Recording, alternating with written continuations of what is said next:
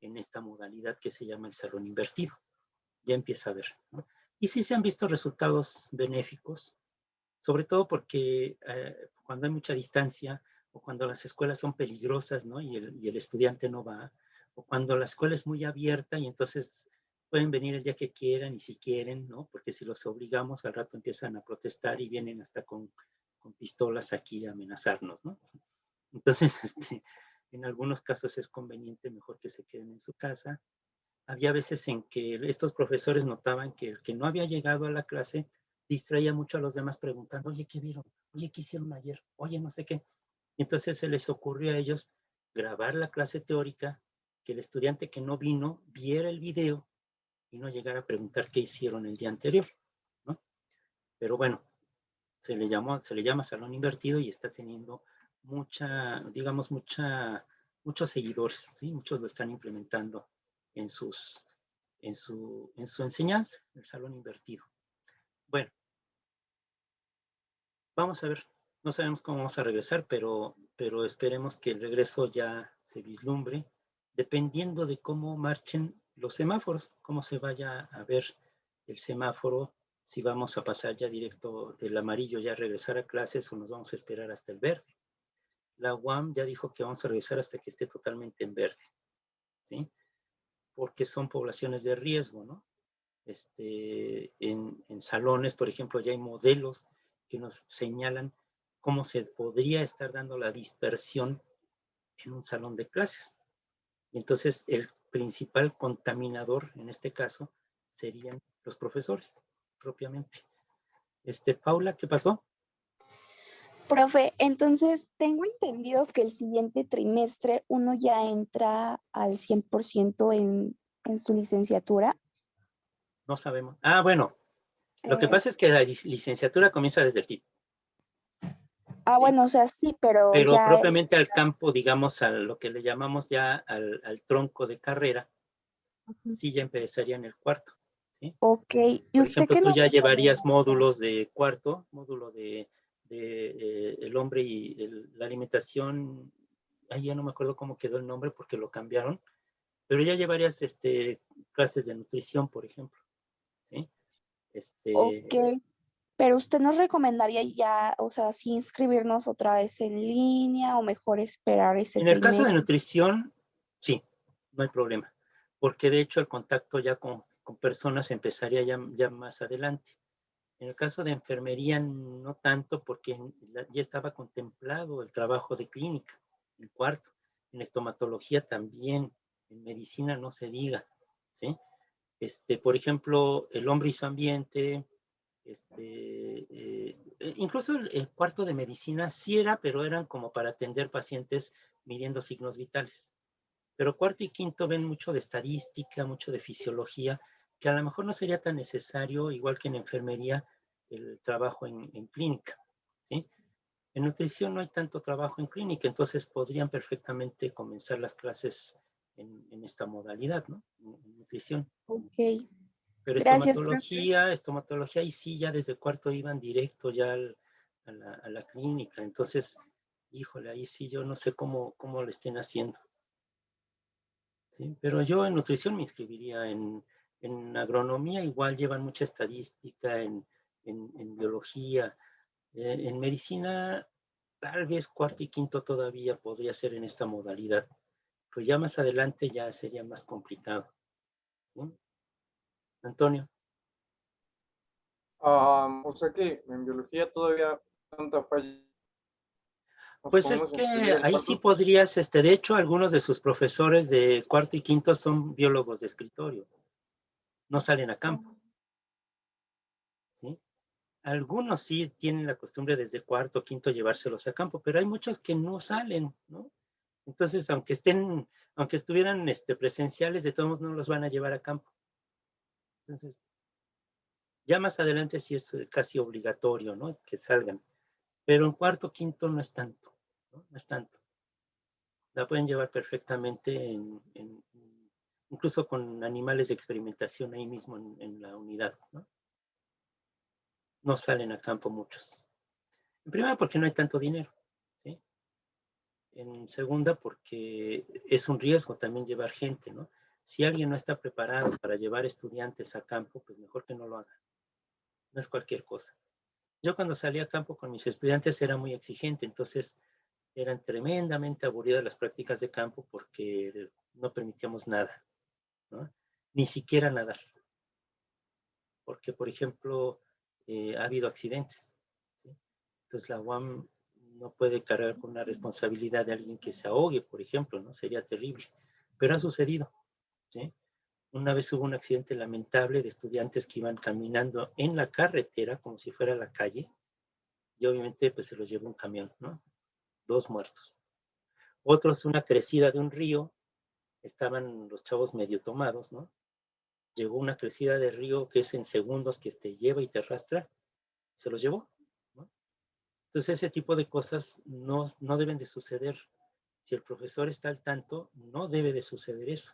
Pero si obviamente el profesor también igual va al cotorreo, pues pueden suceder los accidentes.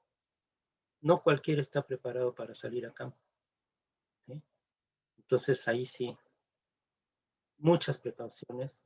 Hay por ejemplo, todos estos lugares donde está controlado por el narco y todo eso, pues es todo un riesgo llevar a gente a Michoacán, a Guerrero, ¿no?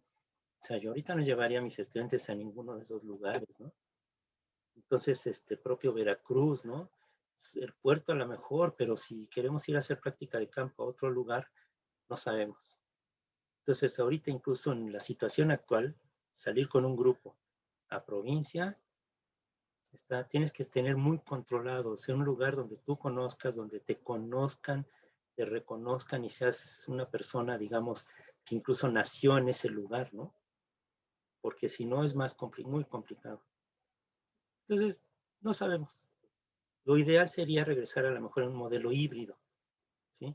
Sobre todo que ahora ya vimos las bondades, ¿no? Hay gente que vive muy lejos, que llega rayando tiene que salir a las 6 de la mañana de su casa para llegar a las 7:30, 8 a la clase, ¿no?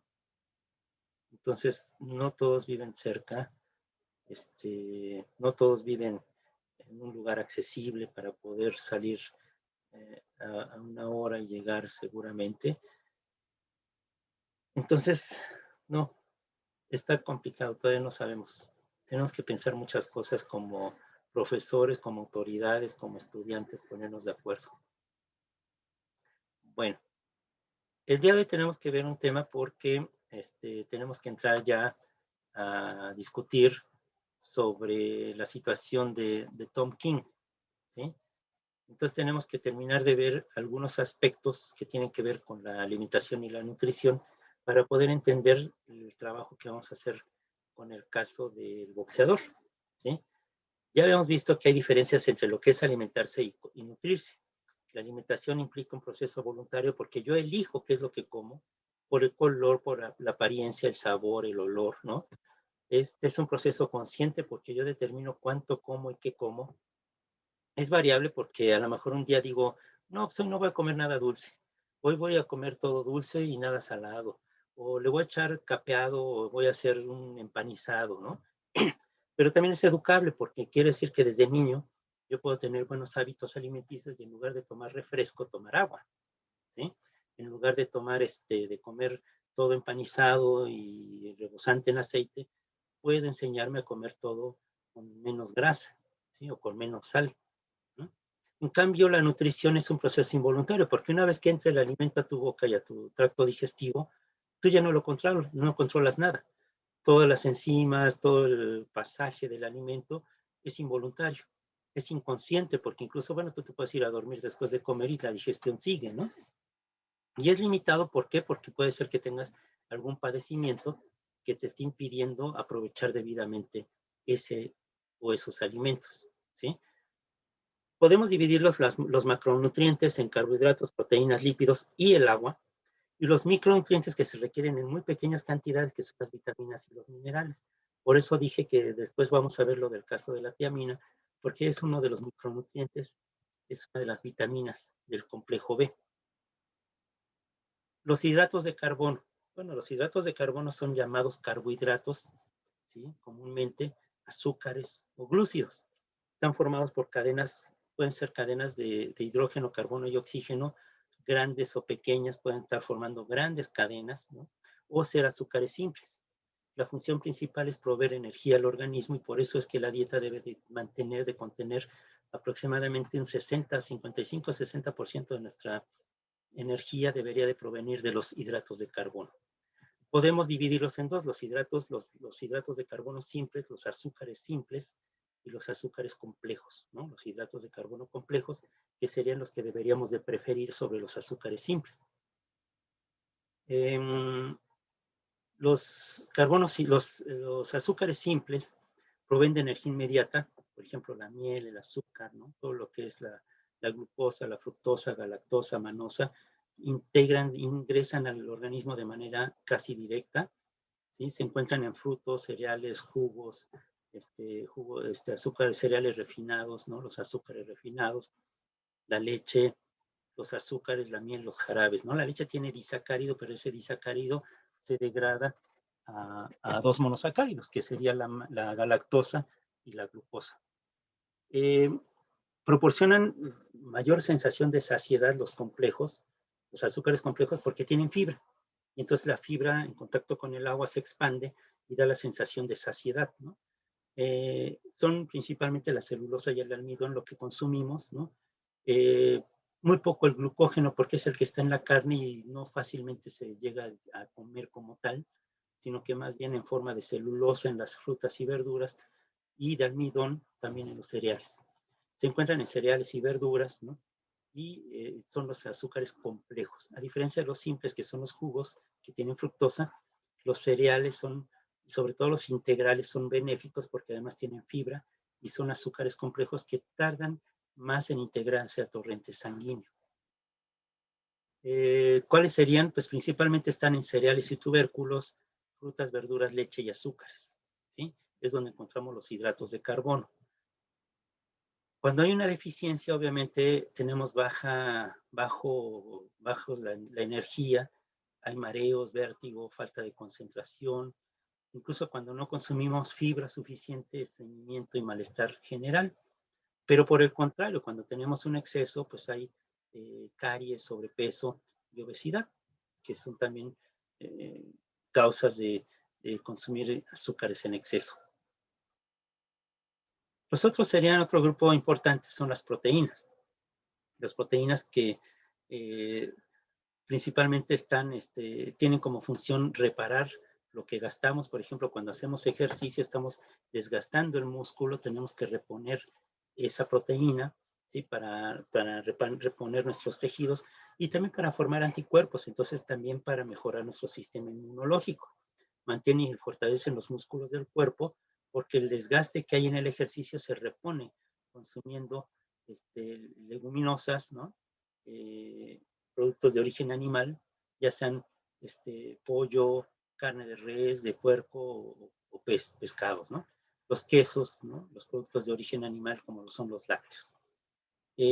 Son alimentos de origen animal y también las leguminosas, muy importante. No debemos dejar de comer las leguminosas aunque tengan efectos secundarios. Se resuelve durmiendo solo. Bueno, proteínas, también entonces el exceso provoca que el organismo trabaje de más, como en estas dietas cetogénicas, ¿no? Consumes un exceso de proteína, pero entonces debe ser por poco tiempo, porque si no, entonces vas a dañar tus riñones, ¿no? Principalmente y al hígado. Lo estás haciendo trabajar de más. Entonces lo que tenemos que hacer es comer las cantidades adecuadas. Si quieres llevar una dieta cetogénica, que sea por poco tiempo, ¿sí? Que no sea tanto, porque entonces los cuerpos cetónicos también empiezan a afectar el funcionamiento de los riñones y el exceso de proteína hace que el hígado trabaje también de más. Pero la deficiencia también, cuando dejamos de comer proteína en cantidades suficientes, ocasiona que nosotros empecemos a extraer músculo para poder suplir la necesidad de aminoácidos, ¿no? De proteínas. Los lípidos, que son las llamadas grasas,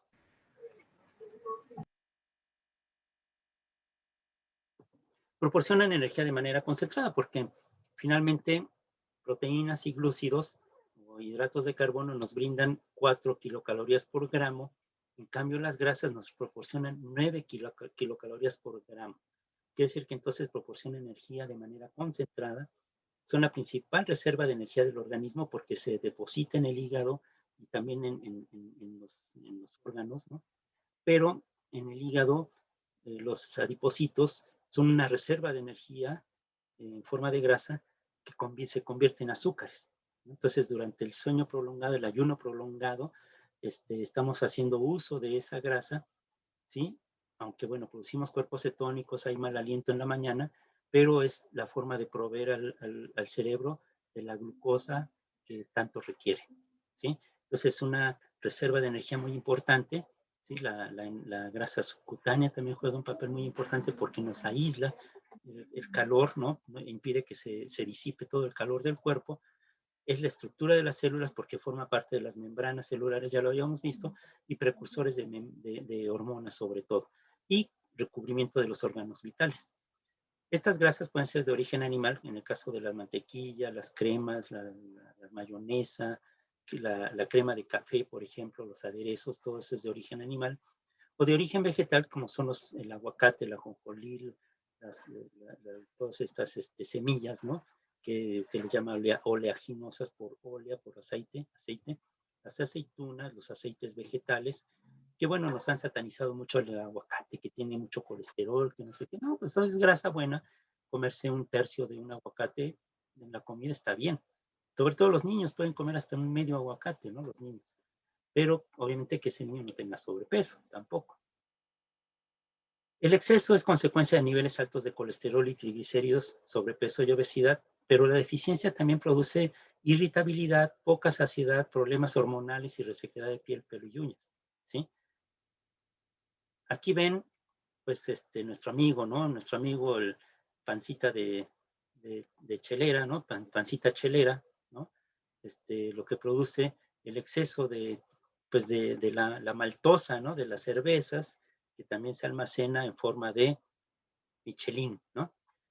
Pero, ¿qué creen que es lo que están viendo allá abajo?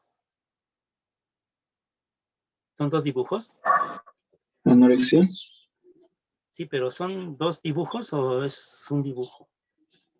No, son dos imágenes. Como que una representa la obesidad y la desnutrición, ¿no? Sí, pero esta de acá abajo. Ah, la de la izquierda es un dibujo, ¿no? Y la de la derecha es sí. una real. Es una real, una campaña que se llamó, tú no eres ¿cómo le llaman? Un borrador, cuando están haciendo un bosquejo, tú no eres un bosquejo. O sea, porque estos bosquejos precisamente ilustran mujeres extremadamente delgadas para cuando están haciendo los modelos de ropa, ¿sí? Sin embargo, hay chicas que están así, que parecen esos bosquejos, ¿sí? Tú los ves y dices, son dos dibujos. No, una es real. Esta de la derecha es real. Es una muchacha que está extremadamente delgada. Hubo casos recientemente de muchachas que murieron. Su dieta eran 3 manzanas al día. Eso es lo que comían en el día. 2 hermanas, 2 brasileñas, ¿sí? Su dieta era 3 manzanas al día. En la UAM tenemos casos de estudiantes de nutrición que han caído en estos excesos, ¿no? No pueden caminar, no pueden subir escaleras. Yo me acuerdo una de ellas iba totalmente abrigada todos los días porque no tiene grasa y entonces no hay forma de retener el calor, está todo el tiempo con frío, ¿no? Salió incluso en la tele una de ellas, ¿sí? Que había hecho un esfuerzo, que ya se había liberado de la anorexia, pero volvió a recaer, o sea, recayó otras veces, ¿no? Y yo no sé qué sea de ella, pero yo digo, bueno, una nutrióloga como ella me atiende para cuestiones de nutrición y digo, pues no, gracias, ¿no? O sea, no sé, estaba parecido a esto, ¿sí? Era el huesito literalmente, ¿no? Daba cosa tocarla, ¿no? Porque además teníamos que ayudarla a subir los escalones, ¿no? De la banqueta. El tiempo que tú hacías 10 minutos de llegar al Instituto de la Nutrición, ese mismo tiempo ella lo hacía en 40 minutos, porque no podía caminar rápido, tenía que ir muy, muy, muy despacito. Y no podía comer mucho porque su estómago ya estaba súper reducido. Entonces tenía que estar comiendo como pollito todo el tiempo, ¿sí? Magdiel, ¿quieres preguntar algo? Perdón, es que tienes la mano levantada. Sí, sobre las proteínas, por ejemplo, cuando dice que hay un deterioro en los músculos, se pueden volver a rehabilitar, por así decirlo, o sea, volver a ganar el músculo. Comiendo proteína en cantidades suficientes o alguno de estos concentrados de proteína que te venden en los gimnasios, ¿no? Para el levantamiento de pesas, todo eso. Claro que sí, se pueden restituir. Y sí son buenos los suplementos y todo eso de Dependiendo. las cosas. Si lo que quieres es ganar masa muscular, pues sí, pero entonces vas a estar teniendo un efecto sobre tus riñones, ¿sí? Entonces tenemos que tener mucho cuidado con el balanceo, ¿no? Sobre todo el balance de nitrógeno, que vamos a ver ya más adelante. Ese balance de nitrógeno, todo lo que entra es lo que debe de salir, pero te debe de quedar una cantidad remanente suficiente para tener un stock de aminoácidos, que le llamamos pool. Pero también un exceso puede llevar a tener problemas ya después de tipo crónico. Entonces hay que cuidar, ¿no? Hay que cuidar eso. Sobre todo si tienes deficiencia ya renal y estás con esta situación, obviamente vas a estar forzando a tu organismo y vas a estar forzando tus riñones y te va a llevar a tener algún problema grave. Entonces hay que tener cuidado, o sea, no cualquiera te puede recetar un complemento proteico, ¿sí? Por ejemplo, ya en la gente mayor empezamos a tener lo que se llama caquexia. Esta caquexia es irremediablemente empezamos a perder masa muscular. Y entonces por eso a la gente mayor empezamos, en primera, la persona mayor tiene requerimientos menores y sin embargo sigue comiendo como siempre. Y entonces esto obliga a que ese porcentaje que requiere menos se lo sigue comiendo y empieza a almacenarlo. Entonces por eso vemos gente mayor que tiene sobrepeso y obesidad porque sigue comiendo como antes, como cuando era joven y ya no debe de comer igual, ¿sí? También empezamos a perder masa muscular y masa ósea, sobre todo más la mujer que el hombre, pero se calcula que a partir de los 40 años empezamos a perder masa ósea. Entonces debemos de cuidar eso, tampoco en exceso, pero sí cuidar cómo va, sobre todo en el caso de las mujeres, para evitar la osteoporosis, que también los hombres pueden llegar a tener osteoporosis, ¿sí? Por ejemplo, Pablo Milanés, ¿sí? No puede actuar parado porque tiene problemas de osteoporosis en el área de la cadera, y no puede estar parado. También a los hombres, pero en menor proporción por la cuestión hormonal. Pero también nosotros como hombres empezamos a perder masa muscular. Podemos seguir haciendo ejercicio, tomar suplementos proteicos, ¿sí? Pero irremediablemente la pérdida es irreparable. O sea, ahí sí no. Empezamos a perder, pero lo que podemos hacer es mantener cierto nivel de masa muscular para que no descienda tanto, ¿sí? Pero normalmente la persona mayor tiende a perder masa muscular, se llama caquexia. Tenemos a Consuelo Velázquez, que es una doctora que está estudiando este fenómeno y trabaja con gente mayor. Y estamos tratando de averiguar cuál es la razón de esta pérdida de masa muscular de manera irremediable. Tiene que haber alguna razón genética. Y es lo que se está investigando en la actualidad, ¿no? Sería un buen problema, un buen tema de investigación para toda la vida, ¿no? Investigar cuál es la razón de esta caquexia, que es muy común también en niños que tienen una deficiente consumo de proteína, como es en lugares como en Chiapas, en Chihuahua, en la Sierra del Chihuahua, en África, no se diga, ¿no? En Centroamérica. Son niños que tienen una deficiencia proteico-energética muy grave. Se llama así deficiencia proteico-energética y desencadena lo que se conoce como el síndrome Kwashiorkor, KW, así Kwashiorkor. Es un nombre muy complicado, pero lo vamos a ver más adelante. Vitaminas y minerales son esenciales para las reacciones del organismo, complementan muchas de las reacciones enzimáticas, los minerales, las vitaminas, además llamadas coenzimas, ¿no? Deben ser consumidas en cantidades necesarias, pero por lo general son mínimas. Su deficiencia lleva a enfermedades. Y precisamente el caso que vamos a ver de la tiamina tiene que ver con una deficiencia de una vitamina, como esa deficiencia lleva a problemas muy, muy graves, ¿sí? La fibra alimentaria finalmente nos ayuda a tener un mejor tránsito intestinal de los alimentos que de desecho, ¿no? Es resistente a la acción de las enzimas digestivas porque no la podemos digerir, no tenemos ni la enzima ni las bacterias que nos ayuden a digerir la celulosa, por eso es que no podemos ser totalmente veganos, ¿no? Es una cuestión anormal y enfermiza, ¿sí?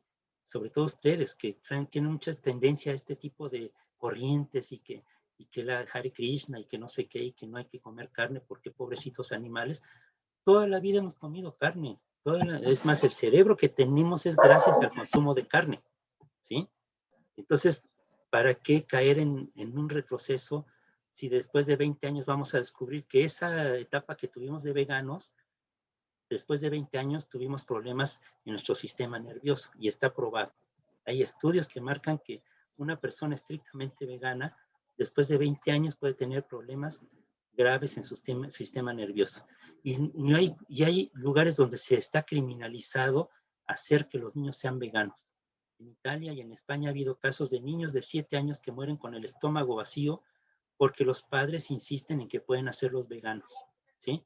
A un niño que le daban solamente esa supuesta leche de almendras, que es agua de almendras, ¿sí? Lo encontraron con el estómago totalmente vacío, ¿no? El niño murió de inanición porque los padres insistían en que no querían darle ningún producto de origen animal, ¿sí? Es un crimen hacer eso.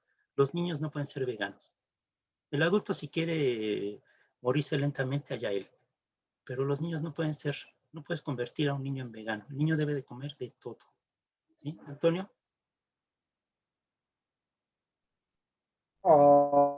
De pura casualidad, ¿tiene algún estudio sobre eso? Lo de que afecta el veganismo. Sí, sí, se los voy a compartir. Sí, hay estudios que marcan que después de muchos años de veganos tienen problemas incluso hasta para razonar y para organizar, para tener habilidades del sistema nervioso y de la vida diaria. O sea, ahí sí no hay forma de refutarlo, ¿sí? Evolutivamente no podemos ser veganos porque nuestro intestino es corto comparado con el de los animales que son veganos, que son vegetarianos, herbívoros, ¿sí? No tenemos la enzima, no tenemos las bacterias asociadas, no podemos digerir la celulosa. Y esos veganos finalmente tienen que estar comiendo complementos, suplementos alimenticios. Y entonces, ¿dónde está el chiste de ser vegano? Si finalmente esos suplementos vienen de quién sabe dónde saquen esa proteína y esos complementos, a lo mejor de animales también. Entonces, es totalmente una aberración el tratar de ser veganos porque ni los dientes, ni las enzimas, ni el intestino, no tenemos nada que nos diga que somos veganos. Somos omnívoros, comemos de todo. ¿Sí? ¿Magdiel? ¿Tiene algo que ver eso de la posición de cómo están en sus ojos de los herbívoros y los omnívoros? Porque había visto que según, por ejemplo, las cebras, cómo tienen sus ojos así como de lado, ¿no? ¿Cómo explicarlo? Como que... A los lados. En parte, o sea, no porque, por ejemplo, los simios son herbívoros y tienen los ojos igual que nosotros, ¿sí? En este caso sería a lo mejor los llamados productores primarios, ¿no? Que son estos herbívoros que sirven de alimento a los carnívoros, ¿no? Pero evidentemente nosotros, una parte que nos hizo muy importante el tamaño del cerebro fue la carne, consumo de carne. Primero cruda, que era terrible, pero ya después cuando descubrimos el fuego la pudimos comer cocinada. Pero hay simios, por ejemplo, que de vez en cuando bajan y cazan aves o algún animal pequeño, o si encuentran un cadáver ahí se lo comen, ¿sí? Tienen un suplemento ahí de proteína. Pero, por ejemplo, hay otro tipo de animales que sí consumen, bueno, fue el consumo de carne. Pero otra cosa que nos hizo humanos, sí, nos permitió sobrevivir, es el consumo de tubérculos. Los tubérculos descubrimos que tienen una gran cantidad de energía concentrada, ¿no? Entonces, cuando empezamos a comer estos camotes, ñame, la yuca, todo esto que empezamos a encontrar escarbando en la tierra, nos sirvió para mantenernos más tiempo despiertos. Y entonces, en lugar de comer todo el tiempo plantas ahí, estar tratando de masticarlas y todo eso, empezamos a comer estos concentrados de almidón, que son los tubérculos, que nos permitieron estar más tiempo despiertos y más tiempo alertas, ¿sí? Y entonces teníamos más energía para poder correr y trepar los árboles y estar a salvo. Entonces, otra parte muy importante de nuestra evolución fue el consumo de tubérculos.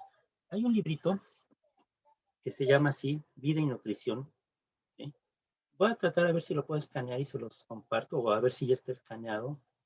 Es muy importante porque nos habla precisamente de todo lo que es el proceso evolutivo, cómo el proceso evolutivo determinó qué es lo que comemos y cómo lo comemos, ¿sí? Es una explicación muy bien planteada de por qué no somos herbívoros, por qué tenemos que alimentar perfectamente a nuestro cerebro, ¿sí? Este librito lo llevan en cuarto, quinto de nutrición, pero la comisión que estamos tratando de rediseñar los módulos del tronco divisional, estamos incluyendo este libro como un librito básico, ¿sí? Un librito que va a ser muy útil para poder entender los procesos que se dan en el módulo de energía y consumo. Entonces lo vamos a retomar. Si ya lo escanearon, por ejemplo, y lo puedo compartir, yo se los voy a compartir a ustedes, y si no, pues me voy a dedicar un fin de semana a escanearlo para subírselos. Va a ser muy importante.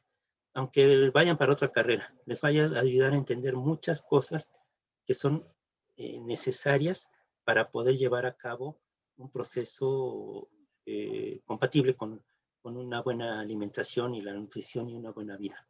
Paula. ¿Me puede repetir el nombre del libro, por favor? Bueno, yo se lo subo, se llama Vida y Nutrición, de María del Carmen Sánchez Mora. Ok, profe, gracias. Sácale una foto. Listo, gracias. Es un librito, es de la SEP. A veces está escaso porque hay mucha demanda de este libro. Se ha reeditado 5 veces, ¿sí? Se ha hecho 5 veces la edición y se imprime y se vuelve a imprimir, porque sigue siendo muy útil. Aquí fue una reproducción de marzo del 2007 y nos costó trabajo conseguirlo. Lo vendían en la UAM, ¿sí? Pero bueno, ojalá lo puedan encontrar, y si no, les digo, en los libros de usados a lo mejor lo pueden encontrar, ¿sí? Es muy, muy, muy buen libro. Muy chiquito, se lo pueden echar en un fin de semana, leerlo, y les va a servir de mucho. La fibra alimentaria, ¿sí? Principalmente celulosa, la hemilcelulosa, las ligninas, por ejemplo, el nopal, la babita, ¿sí? La babita es propiamente la fibra soluble. No se la quiten, no le quiten la baba al nopal, ¿no? Cómanselo completo. O sea, no les debe dar asco, es muy útil. La lignina también se ve en la chía. La chía se pone como babosita. Esta fibra soluble que tiene. Otra pregunta, Paula. No, ya. Otro sería el almidón, las gomas, los mucílagos, los polisacáridos, la lactulosa que tienen algunos, por ejemplo, cuando la gente tiene problemas digestivos, les mandan cosas que tienen lactulosa, que es una forma de fibra, ¿sí? Se forma un mucílago en el estómago y ayuda a mejorar la digestión. Fíjense, deberíamos de consumir para bajar el colesterol, reducir el consumo de alimentos porque nos da sensación de saciedad, mejorar la digestión, evitar el estreñimiento. Deberíamos de consumir de 30 a 40 gramos por persona. En México, como consumimos poca fibra en la actualidad, y en Estados Unidos, dicen, bueno, con que comas 14 gramos de fibra al día, ya la vas a hacer. Pero lo peor es que consumimos menos de 7 gramos al día de fibra al día. Todo lo comemos refinado, harinas refinadas, azúcar refinada, le echamos azúcar blanca a todo, ¿no? No consumimos verduras, no nos gusta la fruta, y a la fruta le quitamos la cáscara, a la uva, a la manzana, le quitamos la cáscara, le estamos quitando la fibra, ¿sí? Entonces, deberíamos de mejorar estos hábitos alimenticios con comer más fibra, ¿sí? Procurar más o menos de entre 15 y 20 gramos sería muy bueno, ¿sí? Ver que los alimentos tengan azúcares complejos, y si tienen fibra, mucho mejor. El pan integral, que realmente tenga el granito, ¿no? Que no sea nada más refinado, pero de color cafecito, y entonces decimos que es integral. No, que realmente tenga fibra, ¿sí? Y además, bueno, si no consumimos fibra, no absorbemos bien los minerales de la dieta, ¿no? Las vitaminas son sustancias orgánicas, ¿sí? Que tienen composición variada. Se necesitan muy poquitas cantidades, ¿sí? Varían según las especies, según la edad y según la actividad que tenga el humano. Los vegetales, hongos y microorganismos son capaces de elaborar sus propias vitaminas, pero nosotros no. La poca cantidad que podemos sintetizar es debido a nuestra flora intestinal. La flora intestinal puede producir vitamina K y vitamina B12, pero en pequeñas cantidades a lo mejor no tenemos deficiencia de esas. Y es muy importante porque ayudan a mejorar digamos, la oxigenación de la sangre, la vitamina B12, y a evitar hemorragias, por ejemplo, la vitamina K. Pero de todos modos tenemos que consumirlas porque las bacterias de nuestro intestino no las producen en cantidades suficientes, pero sí, digamos, en una cierta cantidad. En algunos casos, como dice aquí, los animales obtienen algunas vitaminas a través de sus paredes intestinales por la producción de estas vitaminas por parte de la flora bacteriana. Por eso es importante mantener nuestra flora bacteriana en el intestino. Casi todos los alimentos tienen vitaminas y minerales. Algunas están en forma de provitaminas, están inactivas, se tienen que activar al paso por el tracto digestivo, ¿sí? La hipovitaminosis lleva a carencias graves, a problemas muy evidentes, y la hipervitaminosis no se detecta mucho, pero sí llega a formar, por ejemplo, cálculos renales, ¿sí? Aunque consumimos muchas veces vitaminas en los suplementos, pues se van al caño porque se van en la orina. No requerimos si tenemos una dieta adecuada. Las vitaminas, de acuerdo con su composición y sus propiedades químicas, se distinguen en dos tipos. Las liposolubles, ¿sí? Que son las que se disuelven en grasa, que son solubles en grasa, que son importantes para el funcionamiento del organismo de diferentes maneras, que son las vitaminas A, D, E y K. Y las hidrosolubles, que son todas las del complejo B, y la vitamina C y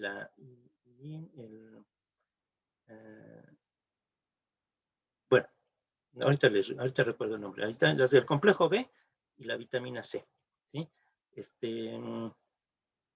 Son muy importantes en cantidades pequeñas, casi todos los alimentos las tienen. Aquí están las liposolubles, son de acciones muy específicas porque funcionan muchas de ellas para producir hormonas o algún tipo de funcionamiento adecuado. Por ejemplo, se almacenan porque están en el tejido graso. Su absorción y eliminación es lenta precisamente por estar disueltas en grasa y no en agua. No actúan como coenzimas, pero sí están en los ácidos grasos y pueden transportar vitaminas, por ejemplo, a través de la grasa, enriqueciendo los alimentos con estas vitaminas. Las hidrosolubles no se almacenan, con excepción de la vitamina B12, y el exceso es eliminado con la orina. Se absorben y se eliminan muy rápido, se eliminan por la orina y el sudor, actúan es así como coenzimas, ¿sí? No hay que hervir tanto, no hay que sobrecocer, por ejemplo, las verduras, porque entonces perdemos la actividad de las vitaminas, y muchas de ellas son sensibles a la luz y al calor. Es un jugo de naranja que se hace a las 7 de la mañana, me lo tomo en la tarde, entonces ya no tiene la cantidad adecuada de vitamina C, por ejemplo, ¿sí? Si yo hago un licuado con las vitaminas, con lo que tiene elementos con vitaminas, esa acción mecánica puede degradarlas, si las oxida en exceso. Entonces hay que tener cuidado. Y bueno, estas tablas yo no las voy a leer, yo se las voy a enviar toda esta presentación para que ustedes lo lean con detenimiento, pero la que vamos a ver es la vitamina B1, la tiamina. La tiamina que está en vísceras, en cerdo, en cereales y en legumbres, es parte de una coenzima que descompone y asimila los carbohidratos y es esencial para los ácidos nucleicos y portadores de los genes. ¿Sí? Promueve el apetito y normaliza la función del sistema nervioso. Su deficiencia produce beriberi, que es debilidad muscular y mala coordinación, y produce insuficiencia cardíaca, un crecimiento retardado, deterioro de los tejidos, depresión, hinchazón de los tejidos debido a la retención de líquidos. Esta es la que vamos a ver, ¿sí? Entonces, el caso de tiamina tiene que ver con esto, y entonces ustedes van a leer cuáles son las funciones de las vitaminas y van a lograr determinar por qué algunos grupos son más susceptibles que otros por alguna deficiencia natural en su dieta, ¿sí? Sus hábitos alimenticios los llevan a tener ciertas deficiencias. Todas las hidrosolubles son estas: la vitamina B1, que es la tiamina, la vitamina B2, que es la riboflavina, la vitamina B3, que es la nicotinamida, la vitamina B5, que es el ácido pantoténico, la B6, que es la piridoxina, la B12, que es la cianocobalamina, la biotina, el ácido ascórbico y el que no me acordaba, el ácido fólico, ¿sí? Muy importante. Muchas adolescentes empiezan a tener sus dietas restrictivas y todo eso y dejan de consumir vegetales, ¿sí? Porque empiezan a tener asco de todo. O sea, cuando somos niños nos obligan a comer y comemos de todo. Pero ya cuando somos adolescentes, ya no nos gusta que nos digan qué es lo que hay que comer. Y nos agarramos nuestro paquete de galletas, y comemos nada más eso con leche, y nos preparan la comida y decimos, no, no quiero, o llego tarde de la escuela y ya no como, ¿sí? Si esa adolescente se embaraza, muchas veces tienen deficiencia ya de ácido fólico, porque se supone que una mujer que quiere embarazarse debería estar consumiendo ácido fólico desde un año antes del embarazo, para que durante el embarazo no haya esa deficiencia. Porque vean lo que produce la deficiencia de ácido fólico, por ejemplo. Enrojecimiento de la lengua, diarrea, fatiga, debilidad, pero sobre todo un defecto en el feto que se llama espina bífida. Esta espina bífida, el tejido nervioso en la parte baja de la columna se empieza a hacer una especie de pelota de fibras nerviosas que impide el crecimiento de las fibras nerviosas hacia las piernas. Y entonces estos niños van a tener problemas de motricidad muy, muy importantes, ¿sí? Entonces esta espina bífida se desarrolla y además empieza a haber problemas de aprendizaje. Entonces, por eso es tan importante el ácido fólico en muy pequeñísimas cantidades. De hecho, a una mujer que esté embarazada le dan una pastillita nada más. Pero si consumes vegetales en cantidades suficientes, lechuga, acelgas, espinacas, todo esto tiene ácido fólico. Entonces, no es necesario, pero de todos modos, durante el embarazo hay que consumir un poquito más desde un año antes, durante el embarazo, para evitar que el niño vaya a tener algún problema de desarrollo del sistema nervioso, ¿sí? Y entonces, bueno, las liposolubles serían las vitaminas A, que son los llamados betacarotenos, que están en todos los vegetales, casi todos los vegetales que tengan colores, como los pimientos, las zanahorias, ¿no? Los pescados, los productos de origen animal, como son los lácteos y el pescado, el hígado, el huevo, ¿sí? Su deficiencia, pues, produce sequedad de la piel principalmente y falta de visión nocturna. La vitamina D, que es la que ayuda con la ayuda del sol a fijar el calcio en los huesos. Se activa con la luz ultravioleta, entonces es necesario tomar de vez en cuando el sol. Está en cereales, está en productos de origen lácteo, de origen animal, en el pescado también, ¿sí? Y su deficiencia produce raquitismo, que es estas como abultamientos en las coyunturas, ¿no? En las rodillas, en los codos, ¿sí? La vitamina E, que es muy importante para la protección evitar el efecto oxidativo de los radicales libres, protege las membranas celulares y además impide la formación de coágulos que bloquean las arterias. Está en muchos de los frutos cítricos, de los frutos y verduras, en los leguminosas, en huevo, por ejemplo, en aceites, en las oleaginosas, en todas las semillas, los frutos secos que les llamamos, ¿no? Las nueces, almendras, también en las pasas, en los arándanos, ¿no? Y su deficiencia produce lesiones en la piel y esterilidad. Y la vitamina K, que es muy importante porque es uno de los factores de coagulación, tiene una acción antihemorrágica muy importante, evita la formación de coágulos. Su deficiencia lleva a hemorragias y trombosis. Un bebé recién nacido le tienen que inyectar vitamina K porque normalmente nuestra flora intestinal la produce, pero un bebé cuando recién nace pues no tiene flora intestinal, la tiene que formar a partir de tomar la leche de mamá. Y entonces esto es lo que le ayuda a producir una buena flora bacteriana en el intestino, pero cuando nace no la tiene, se le tiene que inyectar vitamina K para evitar cualquier hemorragia que pudiera llegar a tener un bebé, ¿sí? Bueno, la vitamina C, ya sabemos que pues, principalmente puede producir escorbuto, ¿no?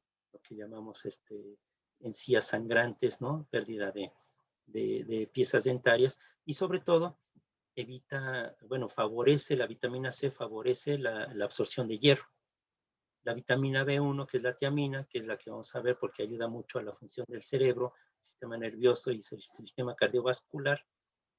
La vitamina B2, que también promueve el crecimiento saludable y la reparación de los tejidos y ayuda a liberar la energía de los carbohidratos por la acción de la vitamina B2, la riboflavina.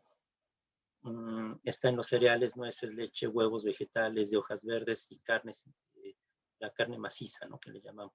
Y bueno, aquí están todas las tablas del concentrado de cuáles son las funciones y sus fuentes, y en caso de deficiencia, qué enfermedad llegan a producir. Y aquí algo muy importante, la cantidad que se requiere para evitar tener alguna enfermedad. 1.5 miligramos al día, 1.7 miligramos al día. Hay unas que se requieren más de 10, por ejemplo, la B3, 20 miligramos, la B5, 10 miligramos. Pero, por ejemplo, la vitamina B12, 6 microgramos. O sea, ni siquiera miligramos, microgramos. La vitamina C, ahí sí, en 60 miligramos, ¿sí? ¿Cuáles serían las dosis? Aquí están otra vez, algunas de las dosis necesarias al día para tener un buen funcionamiento del organismo.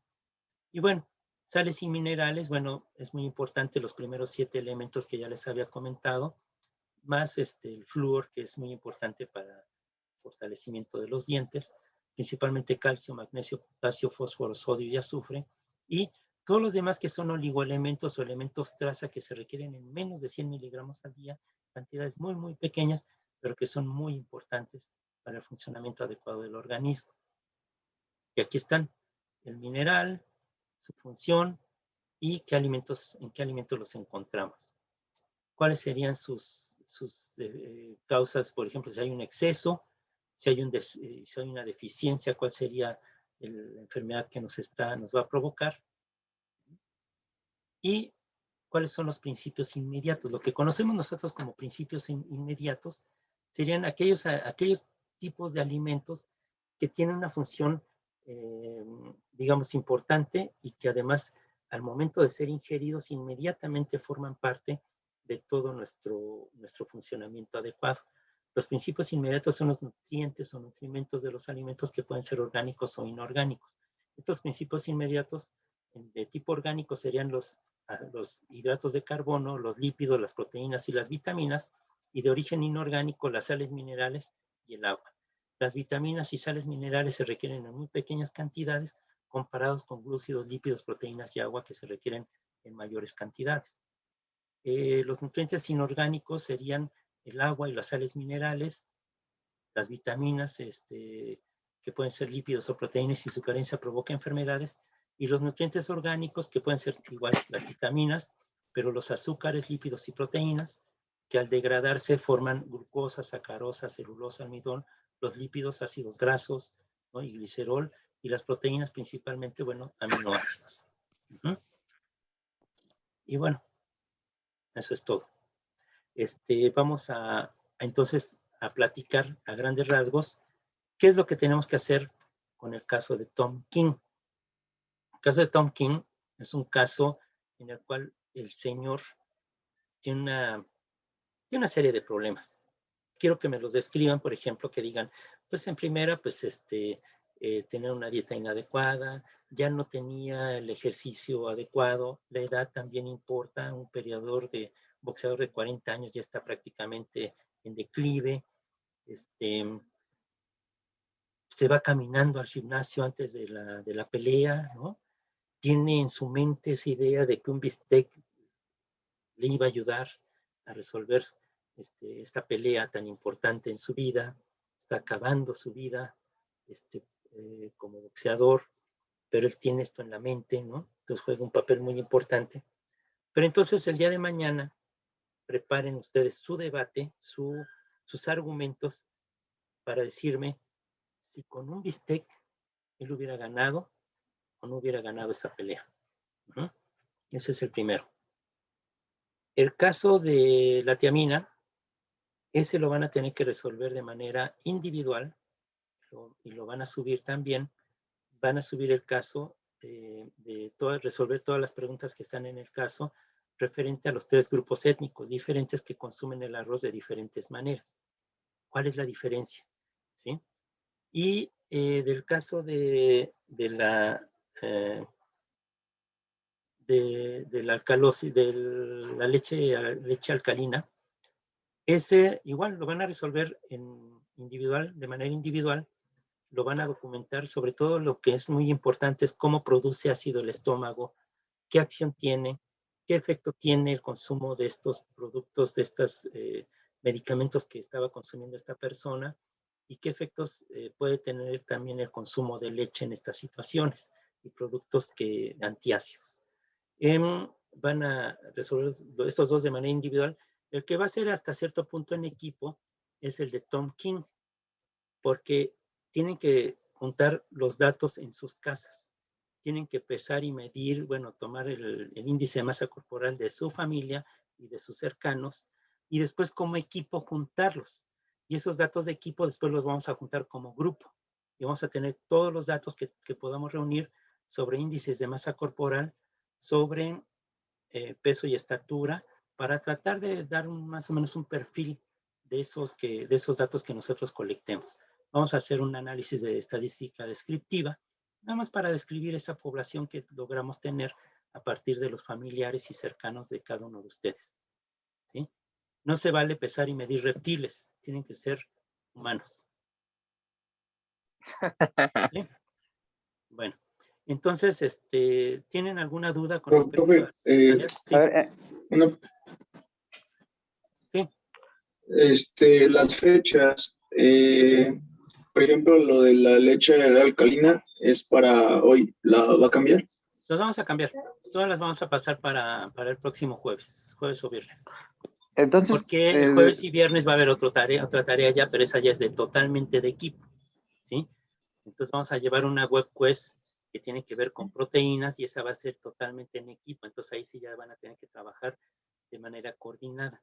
De aquí a los 3 primeros casos tienen que ser individuales, a excepción del caso de por un bistec, donde los datos van a tener que compartirlos en equipo. profe, la de Tom King, los datos de Tom King, podemos compartir los datos y ponerla en la misma tabla que pusimos del IMC de nuestros familiares. Sus familiares, sí. Y tienen que aprender a hacer este cálculo, cómo se calcula las proteínas que requiere cada quien. Van a tener que buscar en algún librito o en alguna fuente de electrónica cómo se calculan estos requerimientos. Patricia, querías hacer una pregunta. Ya se arrepintió. Sí, profe. Sí. Entonces solamente vamos a hacer el debate de Tom King, bueno, por un bistec, o también va a ser otro debate de lo de leche alcalina. No, bueno, es que de leche alcalina, los primeros datos que ustedes me aporten el día miércoles, yo les voy a dar otros datos más, ¿sí? Para ayudar a resolver más o menos el caso. Entonces, en este caso va a ser un análisis por casos en el cual ustedes me dan un posible diagnóstico, y en la segunda parte yo ya les entrego más información para que ustedes lleguen a la resolución a lo mejor del caso totalmente, qué es lo que tenía realmente de afección esta persona. Pero el verdadero debate, el único debate que vamos a tener es Tom King. Ok, profe, gracias. Manuel, Natalie y Sí, Antonio. bueno, yo tenía la duda de que en la pregunta número 4, el caso del BISEC, pide que cómo repartiríamos todos estos micro y macronutrientes en sus alimentos durante el día. ¿Tendríamos que hacerlo durante toda la semana o hacer como un cronograma o un régimen alimenticio? No, en este caso nada más sobre el cálculo del día, ¿no? Del día, y sobre cómo repartirían. Acuérdense que 55 a 60% carbohidratos, 25 a 30% grasas y 10 a 15% proteína. En el caso de este boxeador, pues requeriría más del 10%, sería un 12, 15% de proteína. Entonces, ¿cómo repartirían esas energías y cuántos gramos? Cada gramo de carbohidratos y de proteína aporta 4 kilocalorías, y cada gramo de grasa 9 kilocalorías. ¿Sí? Entonces, en base a eso vayan haciendo el cálculo. Si quieren, mándenme sus datos y yo les digo dónde van fallando, dónde van bien. ¿Sí? Ok. Natalie. Busquen algún libro donde venga cálculo dietosintético. Así, cálculo dietosintético. Y les va a ayudar. Es una clave. Natalie. Entonces, para eso podría decir, profe, que solamente es lo de por un bistec. El más urgente es el por un bistec, porque vamos a hacer un debate. Los Ok. otros ya a lo mejor para el próximo viernes. Pero Ok. apúrenle porque para el viernes, jueves y viernes ya van a tener otro caso como equipo para resolver durante todo el fin de semana. Vale, gracias, Es profe. un trabajo de equipo, el siguiente. Antonio, Ya me revolví un poco, profe. A ver, primero que nada, las tareas sí se pueden quitar de Classroom. ¿cómo? Es que lo que pasa es que yo ya había investigado y ya conforme a lo que encontré ya había subido el caso de Tom y el de la leche. Sí, sí se pueden bajar, nada más le das a anular entrega y ya lo Va. bajas. Ok. Lo puedes actualizar. La segunda pregunta es, ¿para cuándo vamos a entregar esas tareas? Yo voy a poner de fecha por ahí del jueves, yo creo. Jueves, quizás viernes. Vamos a ver. Ok. Porque para que no se les amontone, porque el otro lo van a tener que entregar el lunes. Entonces, para que no se les amontone, sería bueno el jueves, para que ya el viernes empiecen a trabajar el trabajo, lo que va a ser en equipo. Ok. Está Es bien. otra. Y Después, para mañana nada más es el debate de Tom, ¿verdad? de lo de Tom King y el avance que puedan hacer del caso de Tiamina, para que si Ok. tienen dudas lo resolvamos en la clase. Ok, está bien. Gracias, profe. ¿Algo más? ¿Es todo? Nos vemos mañana. Sí, profesor. Cualquier duda o Sí. comentario, pues ya Mañana. saben, manden mensaje y lo antes posible yo se lo respondo. Muchas gracias, profe. Sale pues, Gracias, profe. profe. Gracias. Gracias. Que estén bien, Gracias, profe. cuídense. Gracias, profesor. Hasta mañana. Hasta Ah, mañana. profe, una pregunta Hasta antes. mañana. Yo para sacar las kilocalorías que debe de consumir Tom King, lo hice como si hiciera como si fuera un atleta, o sea, que de alto rendimiento. Sí, puede ser así. Ok, Está bien. ok. Aunque acuérdense que ya no hacía tanto ejercicio el señor, ¿no? Pero de todos modos sí tiene mucho peso y bueno, tiene que consumir un poco más de energía que una persona común y silvestre. ¿Sí? Ok. Profe, Bueno, profe, sí, perdón. ¿Y también se podría poner como que es deportista? ¿deportista? Ajá. Sí, sí es un deportista, sí. Está Profe, viejito, pero es deportista. profe, si somos 4 en el equipo, entonces por cada uno ponemos los datos que tenemos, o sea, Sí, traten ¿sí? de hacer todo lo Los- que tengan en su hoja de cálculo, juntarlo en una sola hoja, porque eso es lo que van a subir como equipo. Yo ya junto los equipos en una sola hoja de cálculo. Ok, profe. o sea, aunque se repita 4 veces el resultado. No, o sea, ¿por qué? No, porque serían nada más los datos de cada quien en una sola hoja. O sea, ustedes Ok. como equipo comparten y se ponen de acuerdo quién va a subir los datos de todo el equipo en una sola hoja, por equipo. Pero Ujú. ustedes como equipo los juntan para que Sí. nada más manden una sola hoja de cálculo por equipo. Equipo 1, equipo 2, así van a mandar los datos de todos los del equipo.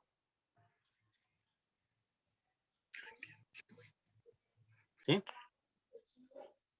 Sí. Ya no me contestó. Sí, profesor. Ok. Bueno, entonces nos vemos mañana. Hasta mañana, profe. Mañana, profe. Bien. Mañana. Cuídense. Bye. Bye.